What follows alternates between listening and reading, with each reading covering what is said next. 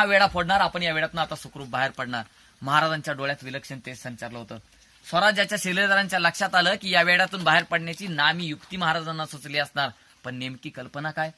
म्हणून बाजीप्रभू देशपांडे पुसते झाले. बाजीप्रभूंनी विचारलं, अहो राज, ह्या एवढ्या मोठ्या गराड्यातनं बाहेर पडायचं तरी कसं? अहो नाना, हा महादेव आला तो या वेड्यातनच ना. जर खालचा माणूस वर येऊ शकतो तर वरचा माणूस खाली का नाही जाणार? या महादेवाचाच मार्ग आपल्याला बाहेर काढणार. आता आपण हा वेढा फोडणार. आणि त्यानुसार त्या दिवशी गडावरती मोर्चे बांधणी झाली. दिवस ठरला, वेळ ठरलं, नियोजन ठरलं. आणि या ठरलेल्या नियोजनानुसार पन्हाळ्याचे वकील हेजीब गंगाधरराव पंत यांनी पन्हाळ्याच्या पायथ्याला निरोप पाठवला की वद्य प्रतिपदा गुरुवार दिनांक 12 जुलै 1660च्या सूर्यास्ताच्या पहिल्या प्रहराच्या वेळेस महाराज तुम्हाला बिनशर्त शरणागती पत्करतील. बेत काय ठरलाय? एका बाजूला शिवाकाशीदांनी प्रति शिवाजी म्हणून सिद्धीसमोर हजर व्हायचं आणि जेवढा वेळ या सिद्धीचा चर्चेत वाया घालवता येईल तेवढा वाया घालवायचा. आणि या वाया जाणाऱ्या वेळामध्ये महाराजांनी अंधारा रात्रीतून काट्याकुट्यातून विशाळगडावरती सुखरूप पोहोचवायचं हे नियोजन आहे. ठरलेल्या नियोजनानुसार पन्हाळ्याच्या राजदिंडी मार्गावरती एकच लगबग उडालेली आहे. 2 राजे तयार आहेत. एका बाजूला शिवाजी महाराज, 1 पालखी, 2 बहीण, बांदल सेनेचे फक्त मोजके 600 धारकरी आहेत. तर दुसऱ्या बाजूला शिवाकाशीत प्रति शिवाजी, 1 पालखी, 2 बही आणि बांदल सेनेचे फक्त मोजके 100 धारकरी आहेत. दोन्ही राजे समोर समोर आलेत. नेमका शिवाजी ओळखणं कठीण आहे. अशा अवस्थेमध्ये शिवाजी महाराज शिवाकाशीदांना म्हणतायत, अरे शिवा, या पालखीतून नकली शिवाजी म्हणून सिद्धीसमोर हजर झाल्याचा इनाम काय मिळाल्याची कल्पना आहे तुम्हाला? जी राज शत्रू इनाम दिल मौतीचं, पण राज हा शिवा नावी म्हणून मरणार नाही, तर या स्वराज्याचा पोशिंदा शिवाजीराजा भोसला म्हणून मरल आणि हा इतिहास त्याची साक्ष देईल. महाराजांचे डोळे टचकन पाण्यानं भरले. महाराज गहिवरल्या स्वरात आपल्या पालखीत बसले, तर शिवा मात्र मोठ्या दिमाखात आपल्या पालखीत बसलाय. भोयांनी पालख्या उचलल्या. दोन्ही पालख्या आपापल्या मार्गाने मार्गस्थ झाल्या. शिवाकाशीदांची पालखी वाजत गाजत राजदिंडी मार्गे पन्हाळ्याच्या पूर्वेला गेलेली आहे. तर शिवाजी महाराजांची पालखी अंधारा रात्रीतून काट्याकुट्यातून विशाळगडाकडे पुसाटी मोर्चा मार्गे रवाना झालेली आहे. तिकडं शिवाकाशीदांना कैद झाली. हेजीब गंगाधर पंतांनी निरोप दिल्याप्रमाणे आता पुन्हा आगत स्वागताचा कार्यक्रम झाला. नजराने पेश झाले आणि चर्चेला सुरुवात झाली. बराच वेळ चर्चेत निघून गेला आणि ऐन चर्चा रंगात आली असतानाच एक हापशी पळत आला म्हणतोय, खान साहेब शिवा भाग घ्या. हे ऐकून सिद्धीजवळ त्या हापशावरती केक कसला. बदतमीज ये देखो शिवाजी राजे तो मेरे सामने बैठे. त्यालाही शिवाजी महाराज दिसले. चकित होऊन तो पाठीमागे सरकलाय. फरमान सुटलं. दुसऱ्यांदा चर्चा सुरू. जेव्हा चर्चा दुसऱ्यांदा सुरू झाली, एव्हा महाराजांची पालखी इथून पाठीमागे 35 किलोमीटर गेला तर मसाई पठारापर्यंत येऊन पोहोचलेली आहे. तिकडे पन्हाळ्याच्या पायथ्याला ऐन चर्चा दुसऱ्यांदा रंगात आली असताना दुसरा हापशी पळत आला आणि म्हणतोय, खान साहेब शिवा भाग गया, मैंने अपनी आंखों से देखा. आणि एवढं सिंहासनावर शिवाजी महाराज त्याला दिसत आहेत. नेमकं जादूटोना की भुताटके कळेना झाले. तिकडे पळून जाणारा शिवाजी मी बघितला. पळत इथे येऊन बघतोय तर शिवाजी पुन्हा समोर दिसतोय. नेमकं काय झालंय कळेना. चकित होऊन तो पाठीमागे सरकलाय. आता मात्र सिद्धीला पुरता संशय आलाय. पण तरी सुद्धा दुसऱ्यांदा फरमान सुटलं. तिसऱ्यांदा चर्चा सुरू ठेवा. चर्चा तिसऱ्यांदा सुरू झाली. एव्हा महाराजांची पालखी इथून पाठीमागे 6 किलोमीटर गेला तर पांढरं पाणी गावापर्यंत येऊन पोहोचलेली आहे. तिकडं पन्हाळ्याच्या पायथ्याला ऐन चर्चा तिसऱ्यांदा रंगात आली असतानाच तिसरा जो हापशी आलाय तो मात्र अफजल खानाचा मुलगा खुद्द फाजल खान आहे. फाजल खान पळत आला आणि महाराजांच्याकडे बोट करूनच म्हणाला, खान साहब ये तो नकली शिवा है, असली शिवा तो कब का भाग गया. यावर सिद्धी म्हणतो, क्या बघते हो फाजल. खान साहेब, हा जर असली शिवाजी असेल तर प्रतापगडावरती झालेला तलवारीचा वार याच्या डोक्यावरती दिसला पाहिजे. आणि त्याच आवेशानं हातातल्या तलवारीनं महाराजांच्या डोक्यावरचा सिरपेच उडवला गेला. त्याला तो घाव दिसला नाही. मग मात्र सिद्धी पोता संतापला, भयंकर संतापला. डोळे रक्ताळले गेले. चेहरा लालबुंद झाला. मुठी आवळे शमशेर काढली. सपासप वार शिवाच्या छाताडावरती झाले. शिवा आडवाच झाला. आणि अशा अवस्थेमध्ये भयंकर संतापून सिद्धीजवळ आपल्या हापशांना म्हणतोय, अरे पकड़ो उस हरामजादे को, जैसे भी हो जिंदा या मुर्दा मेरे सामने पेश करो उस कमीने शिवाजी को. आणि हे शब्द ऐकताच रक्ताच्या थारोळ्यात पडलेला शिवाकाशीद प्राण ओठात आणून गरजला, अरे ज्या स्वराज्याच्या एका मामुली मावळ्याची तू मरेपर्यंत पाठ बघू शकला नाहीस, त्या स्वराज्याच्या पोशिंद्या राजाचं तू तुझ्या मरेपर्यंत तोंड बघू शकणार नाहीस. आणि त्या सरशी शेजारी उभा असणाऱ्या भालदाराचा भाला शिवाच्या काळजा पार झाला आणि शिवा निश्चित झाला. आणि अशा अवस्थेमध्ये पुन्हा एकदा 10,000 घोडदळांच्या निशी घोड्यावर बसून महाराजांचा पाठलाग सुरू झाला. एव्हा महाराजांची पालखी घोडमाळापर्यंत येऊन पोहोचलेली आहे. बाजीप्रभूंनी पाठीमागून येणाऱ्या मशाली बघितल्या आणि बाजीप्रभूंनी फरमान सोडलं. हर हर महादेवची गर्जना झाली आणि बाजींनी फरमान सोडलं. गनिम मागावर आहे, गनिमाला सुगावा लागला. वेग वाढवा, गनिम आपल्याला गाठता कामा नये. अंगातले अंगरखे काढा, पायातली पायदानं काढा, कारण आपला रस्ता चिखलदऱ्यांचा, आपला रस्ता काट्याकुट्यांचा. अंगातले अंगरखे का काढा? कारण आपला रस्ता करवंदाच्या जाळीचा. करवंदाच्या जाळीत अंगरके अडकून वेग कमी होता कामा नये, गनिम आपल्याला गाठता कामा नये. आपला रस्ता चिखलदऱ्यांचा, चिखलामध्ये पायदान अडकून आपला वेग कमी होता कामा नये, गनिम आपल्याला गाठता कामा नये.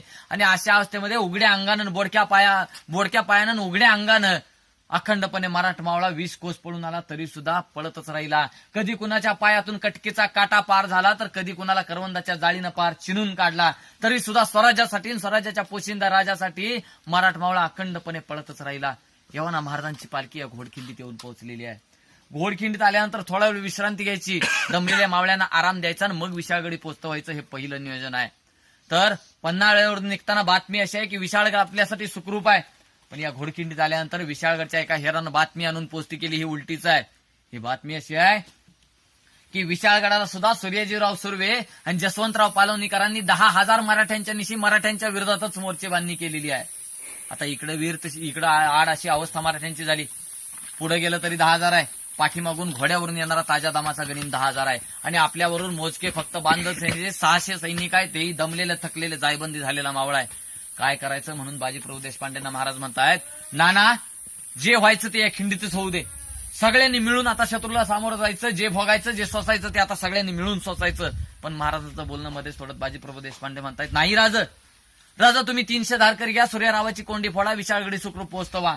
आणि विशाळगडी पोहोचत होताच 3 तोफांची सलामती या बाजीला कळवा. राजा तुमच्या तोफेची सलामती जोपर्यंत या बाजीला कळत नाही तोपर्यंत हा बाजी आपल्या प्राणाची बाजी लावून ही खिंड लरवून धरल. राजा लाख मेलं तरी चालतील हो, पण लाखांचा पोशिंदा जगलाच पाहिजे. एवढी विनंती भीक म्हणून आमच्या पदरी घाला राज, मोठ्या मनाने विनंती मान्य करा. आणि त्यानुसार महाराजांनी विनंती मान्य केली. बांदल सैनिकांचे 600 सैनिकांची फाटाफूट झाली. 300 धारकऱ्यांचे निशी महाराज विशाळगडाकडे रवाना झाले आणि याच घोडखिंडीत खाली उतरलात. 100 पावलं पुढे चालत गेला तर ही घोडखिंड पहिलं डावं वळण घेते आणि याच डाव्या वळणाच्या पाठीमागं बांदल सेनेचे सेनाप्रमुख बांदलबाजी बाजीप्रभू देशपांडे आणि 300 धारकरी शत्रूची वाट बघत बसलेले आहेत. एव्हाना दिन करत 10,000 पटांनी फौज मराठ्यांना भिडलं. 300 मराठ्यांना भिडलं. भयंकर रणकंदन वाजलं.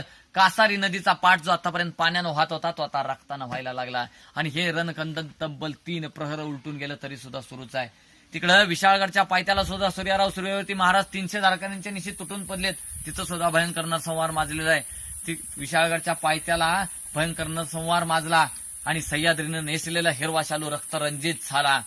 आणि हा विशाळगडच्या पायथ्याचा हा सगळा नरसंहार विशाळगडचे किल्लेदार झुंजारराव पवार यांनी वरून पाहिला आणि किल्लेदार झुंजारराव पवारांनी वरून कुमक पाठवली. वरून सैन्य पाठवण्यात आलं. सूर्यरावाची कोंडी फोडण्यात आली. जसवंतराव पावलणीकरांचा पाडाव झाला आणि महाराजांनी किल्लेदार झुंजारराव पवारांना फरमान सोडलं, मुंडा दरवाजावरती जावा आणि माझ्या बाजीला 3 तोफांची सलामती कळवा. इकडं 4 प्रहर उलटून गेली म्हणजे सूर्यास्ताचा पहिला प्रहर सुरूच आहे. तिकडं फरमान मान्य झालं. मुंडा दरवाजाकडे किल्लेदार झुंजारराव पवार रवाना झालेले आहेत. इकडे 4 प्रहर उलटून गेलं. सूर्यास्ताचा पहिला प्रहर सुरू झालेला आहे. सूर्यास्त नंतर युद्ध थांबवायचं असतं, ही युद्ध नीती आहे. पण आता हे युद्ध थांबणं कठीण आहे. हे बाजीप्रभूंनी हेरलं. हार हार महादेवीची गर्जना झाली. मराठा मावळा त्वेषानं लढायला लागलेला आहे. आणि या घोडखिंडीतलं हे रणकंदन 3 प्रहर सुरू असतानाच हा बाजी आपल्याला खिंड ओलांडू देणार नाही हे सिद्धीनं हेरलं आणि दगा करण्याचं ठरवलं. रणसंग्राम नीती मोडीत काढण्यात आली न दगा झाला. नेमबाजाला इशारत झाली आणि नेमबाजाला इशारत होताच इंग्रजांनी दिलेली ठासणीची बंदूक ठासली गेली. नेमबाजाला इशारत झाली. इंग्रजांनी दिलेली ठासणीची बंदूक ठासली गेली. नेमबाजानं सावज हेरलं. घोडा पडला. धाडकन बार झाला आणि त्या फिरंग्याच्या बंदुकीनं थेट बाजीप्रभूंच्या छाताडाचा वेध घेतला. बाजीप्रभूंच्या हातातला एक दानपट्टा गळून पडला. पण बाजी कधीच मागं नाही हटला. बाजी आपल्या बांदल सेनेला चेतावतच राहिला. अरे राजा अजून गडावर पोहोचले नाहीत. जोपर्यंत तोफेची सलामती कानावरती येत नाही तोपर्यंत शत्रूला खिंड ओलांडू देता कामा नये.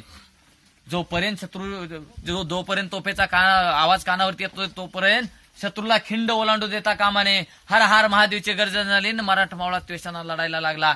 एवढ्यात मुंडा दरवाजावरची तोफ डागली गेली. इशारत झाली. इशारतीचा पहिला आवाज कानावरती आला. बाजी कोसळला. बाजी आडवा झाला आणि बाजी गरजला. औ साहेब तुम्हाला दिलेलं वचन मी पूर्ण केलं. तुमच्या शिवबाबाळाला विशाळगडी सुखरूप पोचत केलं. दुसरा आवाज कानावरती आला आणि बाजी पुटपुटला. राज या बांदल बाजीची चाकरी आज चोख झाली. तिसरा आणि अखेरचा आवाज कानावरती आला आणि बाजी पुटपुटला. तोही त्या दिवशी अखेरचाच. राज या बांदल बाजीच्या छातीचा बांध या घोडखिंडला एवढा कडक पडला की 10,000 गनिमांना या छातीचा बांध फोडता नाही आला. राज याच प्रतिबद्धतेच्या सूर्यास्ताबरोबर आमची प्राणज्योत अस्ताला घेऊन चाललो. राजा झालीच असेल एखादी चूक बोल तर थोरला भाऊ या नात्यानं मोठ्या मनाची माफी असावी.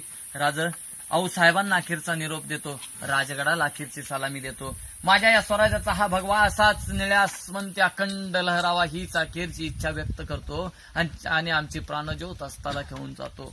आणि याच घोडखिंडीमध्ये बांदल सेनेचे सेनाप्रमुख बांदलबाजी देशपांडे आणि त्यांच्याबरोबर त्यांचे बांदल सेनेचे तब्बल 246 मावळे या घोडखिंडीत धारातीर्थी पडले आणि त्यांच्या रक्तानं ही घोडखिंड पावन झाली. म्हणून दस्तुरे खुद्द शिवाजी महाराजांनी या घोडखिंडीत येऊन या घोडखिंडीचं नाव बदललं आणि तेव्हापासून ही घोडखिंड पावनखिंड या नावानं उदयास आली. धन्यवाद.